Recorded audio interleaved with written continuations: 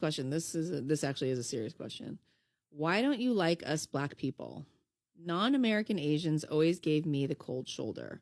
American Asians were cool, and I often hang out with them. Are they just not used to us? Partially. Sad to say, but I know that there's anti-Blackness very much so in a lot of Asian American communities.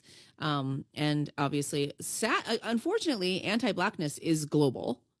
And I think like it's a very long historical answer. Yeah. Some of it has to do with not being used to it. Okay, so colonization happened throughout the whole world when white colonizers took over Asia, Africa, all the other continents. And with that came the belief of anti-Blackness that was instilled upon all of these communities. Now, once those colonizations ended, you were left with this homogenized community where they don't know anyone who don't look like they're all white, all Asian, all South Asian, whatever it may be. And then all of a sudden you fast forward to having technology and Western media, because again, controlled by whiteness, is pushing out this message of that Black communities are gangsters, do this, they do that. And then that media gets pushed out into the world in the form of movies and TV shows. And now you take this homogenized community who has learned anti-Blackness through colonization and stuff like that, on top of the fact that it's then mixed with people who are learning about these races for the first time through fictionized television that is controlled by white media. And then you have this biased look. So when they meet Black people for the first time, they're having to reconcile what they have been essentially brainwashed into thinking versus then trying to figure out what that means when they meet you and they're like, but you're not any of these things. Which is the reason why you get a lot of people from Asia who are having to go through that discovery, and Asian Americans who grew up with that and know that those are things that are essentially propaganda, mind washing, you know, to keep upholding this idea of, and instead of using the WS word, I'm going to say anti-Blackness, because one is, you know, hand in hand, and they push this anti-Blackness, then it's basically global propaganda. So then people are trying to, you know, come to those terms, and instead of just being hateful, they may just not understand. Mm-hmm. You know what I mean? And I think that's like the short end of it. Yeah. I mean, I have nothing to contribute. That was very concise. A lot of people are just conditioned to believe that Black people are whatever the conditioner wants you to believe they are. Yep. And, you know, like my grandma, the only Black people she had ever seen were American soldiers in Korea. And to her, they were all part of the same group. And then when she came to America, all she knew about Black people was, like you said, what she had seen on TV, what people had told her. And so she was very distrusting of Black people. And I was like, how many Black people are just like everybody else? Like, you know, I go to school with Black kids, like, you know, and she was just like, oh no, you know, they're very dangerous. I'm like, they're not. This is just what people wanted you to believe. But, you know, what else did she know? You know what I mean? She's just this, like, you know, country girl from, you know, uneducated, and is told by everybody in power what to believe. You know, my God is better. My people are better. My guns are better. So she's like, okay, well, all of these things are better. So I better side with the better side. Yep. I'm mad at Asian Americans because why are we so smart but so silent? What's with the silence? I suspect that if we opened our mouths, we would side with Black people and other brown people as the real American heroes. Yeah, we're brown, not white. But this would disrupt the white supremacy brainwash we're caught in. And deep down, we hate ourselves for siding with whiteness. We know they're wrong. Our silence is the sound of us hating ourselves.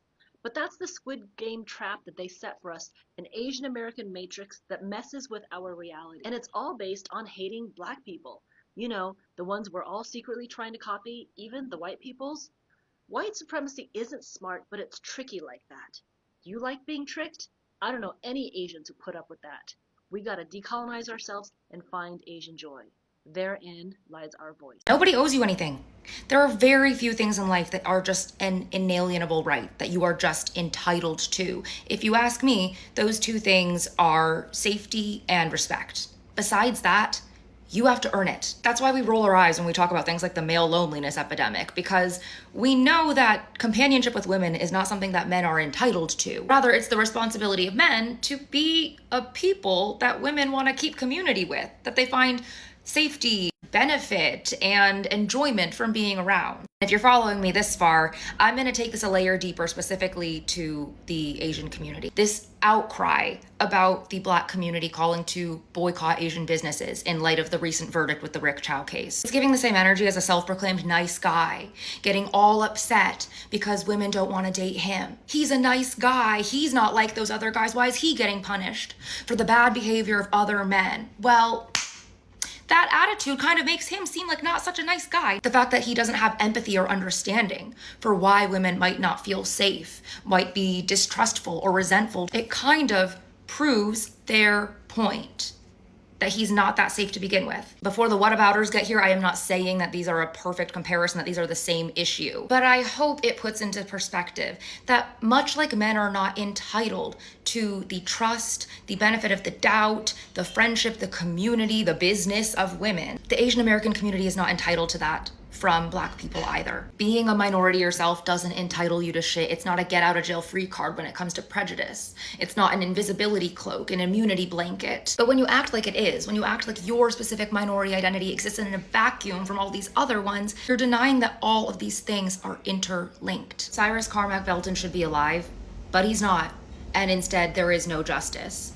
And that should be of way, way, way more consequence to you than your own feelings about how you are or will be impacted. If you would like, as an Asian person, to have the community, the trust, the friendship, the benefit of the doubt, the business of the Black community, then you need to earn it. Who set that system up isn't always enough. You have to then ask the question, and who continues to benefit from that system? For those of you who are not familiar, cross burning is something that the Triple K would do to let Black people know they were in town, or to let Latinos or Asians or natives know that they were in town, because they kind of hate everybody. So why do something that symbolizes a hate group that would you in a heartbeat as well?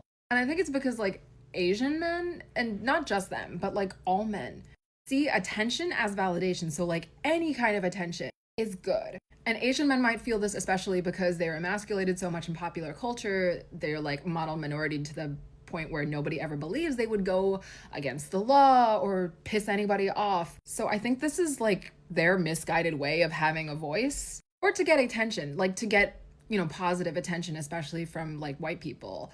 But there are so many other better ways to do that. Like, I don't know, attach a really loud motor to your car and rev it really loudly near groups of women, spit in a parking lot. No, I'm just kidding. Don't do those things. Those are all like toxic masculine things that are so annoying. But at least they're not hate symbols. The guy's probably super happy right now that he got all this attention, and he probably doesn't even care if he's caught.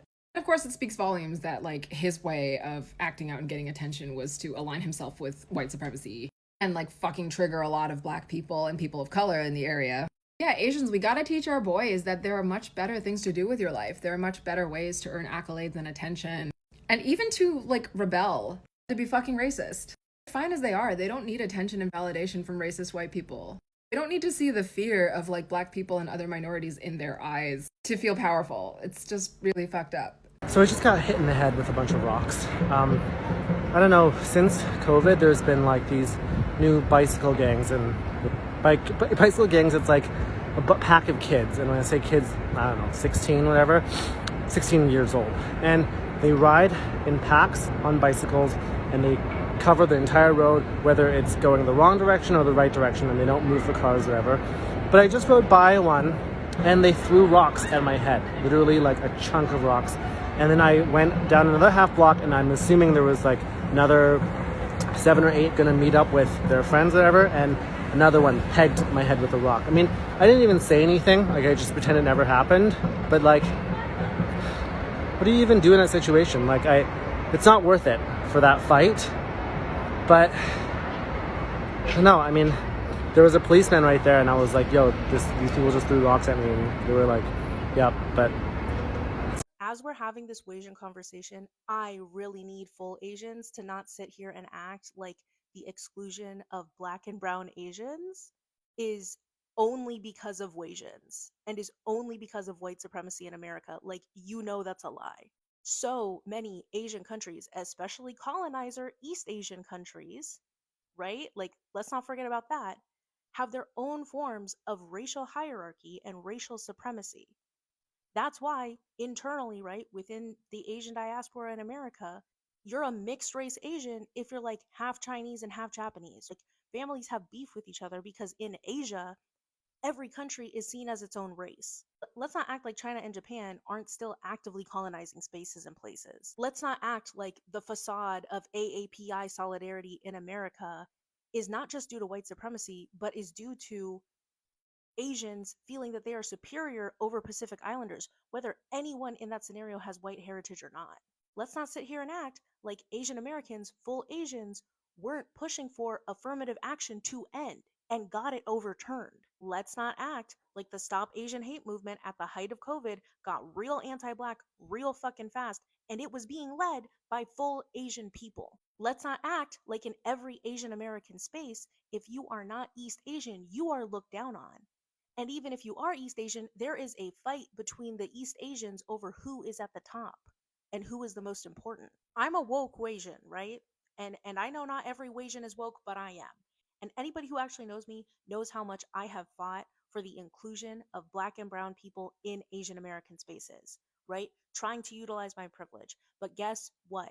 Whenever I come up against a full Asian person in an Asian American space, especially an East Asian person, it doesn't matter how much work I put into that space. It doesn't matter how much of a lead I am in that space. If I call them out on anti-Blackness, I am immediately ostracized. I have been told more times than I can count in corporate spaces, in entertainment spaces, in just social spaces, right? As soon as I, a Southeast Asian, a lowly Filipino, call out an East Asian for their anti-Blackness, I am told, you're half white and you're taking up too much space. You shouldn't be talking over full Asian people because of your whiteness. Okay, babe, I won't take up any more space here because it's racist as hell and I want to get the fuck out. I understand the need to call out white supremacy, right? I understand the need to remind Wasians to be inclusive, right? I don't like this denial of Asian complicity in anti-Blackness. Let's bring it to this app, right? When was the last time Asian American discourse on this app didn't revolve around someone appropriating East Asian food? Right? When have we really talked about the anti-Blackness in Asian American communities? Wasians get like a little bit of prominence with some actors that are not problematic as far as we know. And now it's the time to blame all anti-Blackness in the Asian American space on Wasians? Fuck that. That's not real. That's not accurate. And let's keep it real here. Who's making Wasians? Is it Asians who desire a proximity to whiteness? Yeah. So, like, don't just act like Wasians cropped up out of nowhere and it's all our fault because we're half white. It's not. There's big, deep issues in the Asian American community. We are part of the Asian American community and we need to be honest about all of it, or none of it is true. The Asian community is literally so anti-Black, and it literally fucking pisses me off. Like, we are literally so uneducated, uninformed, just misinformed, everything about the Black community, and it pisses me off. And like, it just boggles my mind how a lot of Asians see Black people as beneath them. I shit you not, I literally saw someone on my story and I literally was so gagged. Like, I was like, are you serious right now? And I sent him a message, ask him if he's being serious about this. This guy is Bhutanese. I'm sorry if I'm mispronouncing it, but like, I guess he got like some kind of spray tan or whatever because he's doing some kind of stupid movie shoot or whatever. Roy posts on his story and says, because his skin is like 10 shades darker or something, he said, can I say the N-word now? With a ninja emoji next to it. I slid up so fucking quick and I asked this man, are you fucking serious right now? And guess what? That man left me on red. Need I say again that he is not Black? He is Bhutanese from Bhutan or whatever the fuck you pronounce it. I'm sorry if I'm mispronouncing it. Quite honestly, like, the Asian community is literally so underhandedly racist to the Black community, and it just, like, not to mention the Black community is one of the most supportive of marginalized groups that has ever like uplifted the Asian community and actually put effort into supporting us. I'm probably gonna piss a lot of Asians off for saying that, but it's literally the truth, and I fucking see it for what it is. I did not realize that so many Gen Z and millennial Asians had such animosity towards white people. It's just interesting because I know that your parents, grandparents, great-great-grandparents, ancestors all came to this knowingly majority white country to start businesses that white people would support. Most of them had fled their home countries because of economic instability, war, communism, to use their culture to come here and create an opportunity for themselves. They actually benefited off of white people liking their culture and wanting to be a part of it and wanting to eat their food. So watching this generation try to argue that Asian spaces should just be Asian only and we should not try to share our culture with other people seems so disconnected from why the earlier generations came here in the first place and why we have such a prominent Asian population. I'm sure they didn't flee their god-awful situations in their home countries just so the future generation could gatekeep who was allowed to buy noodles at H Mart. The other way. It wasn't about no. Oh, what you want? You want to fight it? Because we could all get on it. He died. I don't fucking care. You guys are so racist. What did you say? Telling me What did you say? You guys are literally saying chinchon. No, they fucking cry about it. What? Fucking cry about it. Whoop-de-doo. Fucking cry about it. No, Get the fuck out of my face. Fucking cry about it. I'm I do not talking care. about they literally told me like chinchon. That's my sister. Oh, wow. they cry about it. What she said? No, they say that. First of all, you don't know what you're talking about. We're talking about yeah, they did say that, but we're talking about a conversation that had nothing to do with you guys. So what are you talking about? It wasn't about you. It wasn't about you. Go the fuck the other way. It wasn't about no. What are you doing? Don't touch me, okay? We cannot touch. No. Come on. We just please say sorry, okay? Why you say it? Why you say so? No. Why? Why? Anything they do was not about you. Please remember, it's not good thing, okay? You don't know what you're talking about, what was said, so shut the fuck up and walk that way. You don't know it, you don't know exactly, you weren't in the conversation, go the fuck that way and stop acting like it was something about you guys. It was nothing about you. Oh, what you want? You want to fight it? Because we could all get on it. He died! Some of the ugliest comments I've seen about the Rick Chow case, they're coming from other Asian people. And I'm not gonna pretend like this surprises me because look, we have a track record of this stuff. So here's what happened. Chow, a convenience store owner, shot Cyrus, a 14-year-old black boy, in the back. It was a $1 water bottle. This was a 14-year-old boy. Cyrus was someone's son too. Anti Blackness is not out there somewhere. It's coming from us. It's coming from our community too. I've seen this up close. My landlord told me not to play with the family next door, a black family. There was this Asian American fraternity that did blackface. We shouldn't be split up like this. Like, we should be advocating for each other. If you're an Asian person, you're watching this, I'm gonna challenge you to not get defensive. Like, maybe this anger is what it finally takes for our community to fucking listen, you know? Your need for society to be structured to lie to you about your history so you can feel good about yourself is your pathology, not mine. And the days in which people like you got to institutionalize people like me for refusing to uphold those lies are over.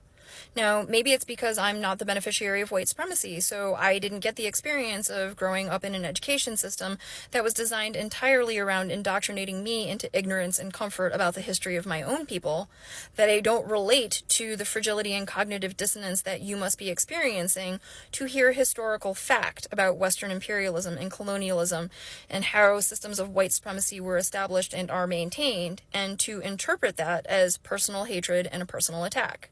And maybe it's because for the rest of us in the United States who don't have that privilege, we are constantly immersed in the most unflattering depictions of ourselves and our people, our culture, and our history, that I also don't relate to happening upon the content of a random stranger who may be talking about how Genghis Khan killed so many people that it changed the climate, or Chinese imperialism, or the Chinese civil wars, or the Chinese cultural revolution, and first of all, not already know that history for myself, and second of all, interpret information about that history as a personal attack on me.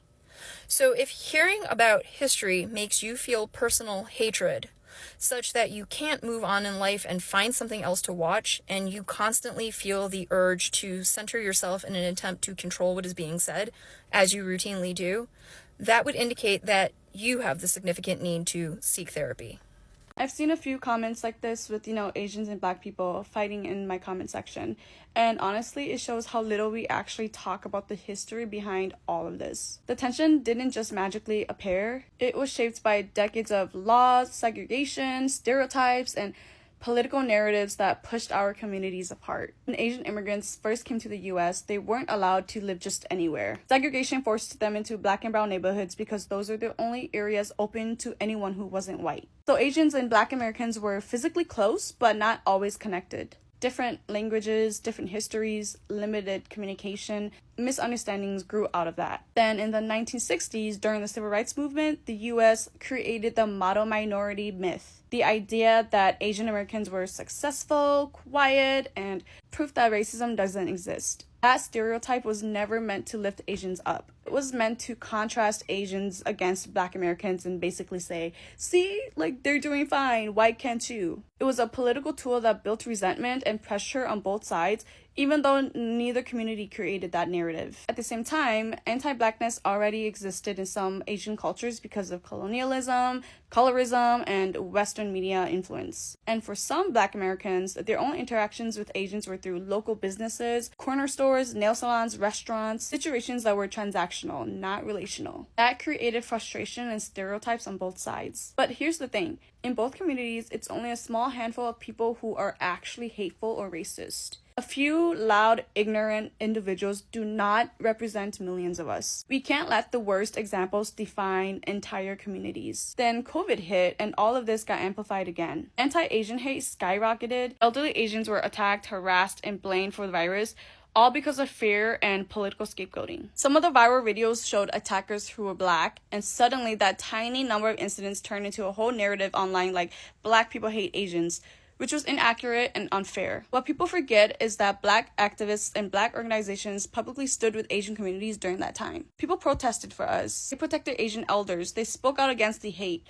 But the media rarely highlighted the solidarity, only the violence. And yes, some Asians responded by generalizing those incidents and blaming the entire Black community, which made things even worse, even though the majority of Black people had nothing to do with those attacks. COVID didn't create new racism. It exposed what was already unaddressed and made stereotypes louder because everyone was scared and hurting. But amid all of that, we forget that historically there has also been real solidarity. Asian American activists learned organizing strategies from Black civil rights leaders. Filipino and Black farm workers united under Larry Itliong and Cesar Chavez. Japanese American activists stood with the Black Panthers. Yuri Kochiyama worked alongside Malcolm X. In Oakland, Black and Asian communities built programs together to fight poverty and injustice. These are real alliances. They just don't get talked about as much as the conflicts. That's why we need to zoom out. A handful of ignorant people shouldn't define entire communities. A bad experience shouldn't turn into a stereotype. We shouldn't let old narratives and old wounds be recycled and divide us again. Asians and Black people have both faced discrimination, exclusion, violence, and being treated like outsiders. We have more in common than we think, and when we work together, there's real power, real healing, and real progress. We just have to stop letting fear, stereotypes, and misinformation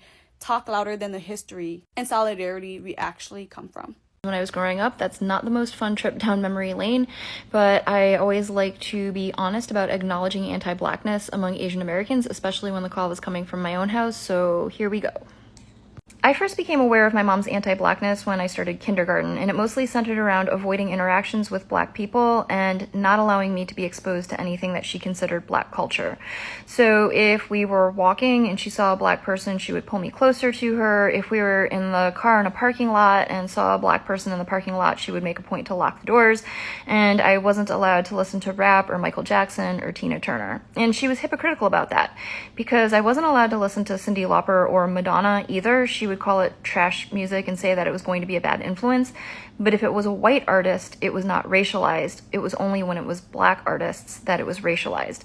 And another thing that I think is kind of typical is, as a musician, there were a lot of black artists whom she respected and enjoyed, but she would always say that one black artist is the exception, the rest are bad influences. When I went to school, if I came home and said I made a friend, her first question would be white or black. And that drove me nuts because in preschool, I dealt with a lot of bullying and discrimination because of being Asian. So it didn't make sense to me that she wanted me to turn around and do that very same thing to my black classmates whom she knew nothing about on the basis of their skin color. And when I wouldn't stay away from my black friends, she would resort to making up justifications as to why it was harmful for me. She would say they're going to hurt me and they're going to be a bad influence because they fight and they swear and they're not good students. And of course, none of that was true. And in my household, it was not physically or emotionally safe to voice your opinions, but about that I would, because it literally angered me. And then she would resort to physical violence. And that sealed the deal in my mind that prejudice is purely irrational because none of her claims had any basis in reality, and that's why she had to resort to physical force. Unfortunately, I think that when parents resort to intimidation and violence to instill prejudice in their children, a lot of times it works. But I was very lucky because the principal of my elementary school was a black woman who implemented a program called Students Educating Each Other About Discrimination. And that wasn't centered on racial discrimination, it was about discrimination in general. But in that program, we learned to have discussions about discrimination and to identify it and disrupt it. Which at that age just means if you witness discrimination, say it's discrimination and articulate how you know that it's discrimination. So from learning that very powerful tool at school, I was able to identify that what my mom was doing at home was wrong. Additionally, the principal was a black woman, so I had a black woman in a position of leadership as a role model. And in my school district, she wasn't a token. They really valued black leadership from teachers to administration, guidance counselors, all the way up to superintendents. And so I was surrounded by black role models who made me see that reality did not line up with what my mom was trying to teach me. The straw that broke the camel's back was sometime around the ages of between 7 and 9, I was planning a birthday party and I told my mom that I want to invite my friend Keisha, which I knew was going to be an issue, but I thought I would try. And she said no, and I said, fine, then I don't want to have a birthday party, and she made me have the birthday party. So now that felt like that's not only cruel to me, but that's cruel to my friend Keisha, whom you don't even know because you refused to meet her. Shortly after that, we were walking in the mall, and my mom did this thing that she often did, which is she sees black people minding their own business, and under her breath, she mumbles a derogatory term in Chinese for black people. And I remember I pulled back on her hand and faced her, and I said, they are not doing anything. You don't know them. The next time you do that, I am going to go up to them, and I'm going to tell them what you said. And believe it or not, the fear of exposure by me actually made her tone it down, and she stopped doing that in public. Fortunately, my mom did not live and die that way. In later years, she came around to seeing and later openly admitting how wrong she was. In her older age, one of her best friends really was black, and my mom admitted to her friend what her previous attitudes had been and why. And from those conversations, I was able to gain some insight as to what my mom's motivation was for her anti-blackness. Because I think most people feel, since Asian Americans also are harmed by white supremacy, how does it make any sense for Asian Americans to be anti-black? My mom spent most of her young life in Hong Kong when it was under British occupation, and then in the 1950s, she came to the United States when she was 16 years old. Generations before my mom, her family had been living in and doing business around Shanghai, Hong Kong, and Macau, which were French, British, and Portuguese occupied areas. So she was heavily indoctrinated into anti-blackness in Hong Kong, where she had no exposure to black people that would have shown her a different reality. And furthermore, what she was indoctrinated into is the idea that an Asian can elevate their status in white spaces by aligning with white supremacy, which includes aligning with anti-blackness. So I think what my mom was doing with me is that from a young age, she saw that I was having a hard time as an Asian American assimilating. So she felt that if I associated with black classmates, that would make assimilating into white spaces even harder. And she was concerned that associating with black classmates would negatively impact my status in white spaces. Well, we all know with me that the outcome was I understand very clearly what spaces I want to be part of and what spaces I don't. So my mom was really proud that she was westernized. She was proud that she spoke English without an accent, that she was very well versed in European culture, and she actually looked down upon my dad for being what she called traditional and therefore backwards. Right, so where was my dad in all of this? My dad grew up in Taiwan, where he had no exposure to Black people, but he also had very little exposure to Western media. I think when he came to the United States, he was a bit uncertain around Black people because of the lack of familiarity and the slight media bias, but it only took a very little being around Black people to see that prejudice is irrational and that it serves a white supremacist agenda that he doesn't want to uphold. As I said before, in my household, it wasn't physically or emotionally safe to voice opinions that differed from my mom, so I do understand why my dad didn't speak up when my mom was being anti-Black. He had a hard enough time keeping my brother and I safe. However, what he would do is, when it was just my dad and I, he would make sure to teach me or give me resources about accurate Black history. So, for example, a lot of my mom's rhetoric surrounded musicians. So my dad would teach me about Berry Gordy, Chuck Berry, Marian Anderson, Jesse Norman. If the claim was that Black people don't value education, he would tell me about Black scholars, academics, and scientists, and so on. So that, in a nutshell, is what I was told at home behind closed doors when I was growing up. So I just got a comment talking about how I'm not allowed to speak about Asian problems because I'm only half Asian. When did that become a thing? Because if you guys knew how I grew up in a small ass white town. Like, everybody here is white. The only other people of color in my high school were 2 Black kids, I think. And in elementary school, obviously I was the only Asian kid. Oh, sorry, I'm half Asian. But when people looked at me, they looked at me as the Asian kid. I got all the same insults that the full Asians got, you know? I would get the, oh, go back to North Korea. Are you North Korean since you're Korean? Blah, blah, blah, blah, blah. I'd get called Jackie Chan. I'd get called Bruce Lee. And even to this day when I go out, people look at me as the Asian kid or Asian guy. And I know why you guys think it's a problem, because you think Asians have some sort of white privilege. I ain't got no white privilege, guys. I literally got punched in the face at a bar for being Asian before. So I feel like I should be able to speak on Asian American problems. That's just me, though. If anybody would like to educate me on why I'm not allowed to do that, I would love to hear, but... Do you want to know why there's a hate between Asian people and Black people?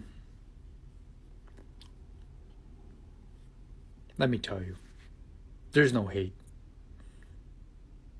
Asian people love Black people. Do you want to know why Asian Americans just want to be Black all the time? They just want to be cool because we have no representation in the media. You know what I mean? All we got is white people and then Black comedy. That's all we got. We got Bruce Lee from the 70s. That's all we got. When we finally some cartoons that people it's Dragon Ball Z. We're yeah, this is awesome. Wait, the ultimate form is blonde hair and blue eyes? What the... You know what I mean? So, where's the love? Because love is here. Asian people love Black people. So don't forever forget that. Don't ever forget that. Am I safe as an Asian American woman? 8 people are dead, 6 of them Asian women. Why? Hollywood has long manipulated society into viewing Asian women as the butt of small vagina jokes and mere vessels to fulfill men's sexual fantasies. Society, whether consciously or subconsciously, sees us as either dehumanized, submissive servants whose only purpose in life is to please you, or as exotic, sketchy mistresses with no morals. To this, I say fuck you. These revolting stereotypes make me want to hurl. This is exactly why people think it's okay to be violent towards us. The murder spree in Atlanta was not driven by a man's sex addiction. It was driven by his violent, hypersexual perversion of Asian women. The audacity to think that he could eliminate his source of temptation. For those still questioning if this had to do with race, dude, he targeted 3 Asian-owned spas. Stand with me, stand with us to stop Asian hate. See Asian women for who we are. Diverse, tenacious, brilliant, empowered, fed up. So in today's video, we'll be talking about why Asians don't like Black people. Now, the boycott of Asian businesses has been trending in 2026. It's something that's happening right now in real time, and to be honest, we have to look at the root cause of it. we just have to look at the root cause. Now, I'll not be speaking for just one race. I'll be speaking in general because I don't want you to feel like I'm targeting Asian people. But as a black man, I'll speak the reality of what is happening to us, obviously in a respectful way. So yes, obviously starting with what is obvious. The recent chick was the Rick Charles case, right? Where a black kid was profiled and his life was taken away. Pew pew. You get what I'm trying to say? So blacks are obviously tired of this. It's not necessarily because a black kid's life was taken away. It's because of what caused his life to be taken away. Incidences like that should not be happening right now in 2026. Imagine a black kid walks up to a store and you are just assuming that this kid came with ill intent. What happens next? You will have to cause violence. Let me ask you this, especially the black folks watching this video. Have you noticed that when you go to a Korean, Asian store, they tend to follow you around? If not, they look at you very keenly. So why do you think that happens? It happens because of one thing. They assume by default that you're going to mess up or you're going to steal something. Is that right? Obviously not. And that is why we are complaining. So it begs the question, why that hate? Why that level of, I don't know why? Meanwhile, blacks actually help you grow, your businesses dominate. So why? I don't know, but you guys tell me in the comment section, has there really been an instant where a black man did something so bad to an Asian person that it's led them to just racially profile us that way? Or better still, what happened before they just started profiling us like that? As for me, I think white supremacy and all this is the real cause. Because for the longest period, blacks have been seen as the inferior race. They've seen us as the people who steal, the people who cause violence and all the likes. And so you see, these Asians are exactly copying the same thing. Exactly the same thing. Now, another point I want to talk about is in business monopoly. The truth is that black people consume Asian products the most. We do consume Asian products the most, and without a doubt, that's true. The problem now comes when a black man tries to create a business like that. When a black man tries to create a similar business, the truth is either they sell the products, original products, to that black man expensive, or they make it so hard for the distribution system to take place for that black man, making it still expensive, right? So this level of conflict is not something that happens now. Now, black people know for a fact that we consume a lot of Asian products, and to be honest, they want to establish their own businesses, buying these products, sourcing them from out of the country and bringing them into the country so that blacks can consume it. But guess what? Asians don't want this. They don't want this. And so this tension in business has caused a whole lot of problems. A whole lot of problems. And that's what is happening today. Another point I want to bring up is something that is very important. Social media too. Because you've seen Asian people, black people talk against each other. This gradually, if not exponentially, increases the tension. Now, the video that has caused black people to start boycotting Asian businesses is because of what? This one guy took his time, went up to social media, said that he is daring black people not to buy Asian products. How dare you? Like, what was going through his mind? I cannot deny that social media has influenced this, and I've seen a couple of Asians to talk about the fact that they don't really care about blacks coming to their businesses or whatever. So that's a major point. You come online, you talk. Now, if it was physically, that could probably end between you and the person that had that encounter. But when you come online and talk about it, you reach millions of people. And by reaching millions of people are also going to react. And you've seen exactly what has happened in the black community. Now, there are a couple of things that has also led to this, which I should talk about. I think one of them is affirmative action.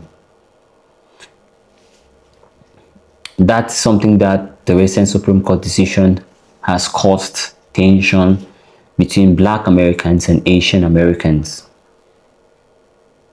White America has weaponized the success of some Asian Americans to create a wedge between minority groups, using it to discredit the systematic disadvantages of Black Americans and what they truly face. This has also led to the racial tension we're facing today. But there's more. There is more. The Supreme Court decision to end race-conscious college admissions highlighted a deep division. Recent sociological studies show a growing zero-sum perception among some Asian Americans who feel that systematic advancement or equity programs for Black Americans came at the direct expense of their own educational access. This is very common, especially in top-level schools like Harvard. This has led to the fact that some people, Asians, believe that now because of this, more blacks are taken into these schools, and since Asians, they feel like they are considered like white, they feel like it's removing them out. And guess what? After this affirmation was surpassed by the Supreme Court, Asians quickly discovered that their number of entry into colleges, prestigious colleges, dropped significantly. Now, I want to bring in some safety concerns here, because the surge in anti-Asian hate crimes over the last few years created profound fear within the Asian communities that has led them to be acting the way they are acting. Although data shows majority of anti-Asian hate perpetrators are actually white people, the truth is that they now carry this burden and pour it on a black man. I'm looking at my mission right here, and it says that white people dominate in perpetrating hate towards Asians. But guess what? Asians feel like they have the authority to come and tell black people that they are daring them to boycott their businesses. I've told you again, this is somehow some way to divide us. There's that word, divide and conquer. That is one of the ways. Well, I hope this video has given you some context. Thank you for watching, and I'll see you in another one.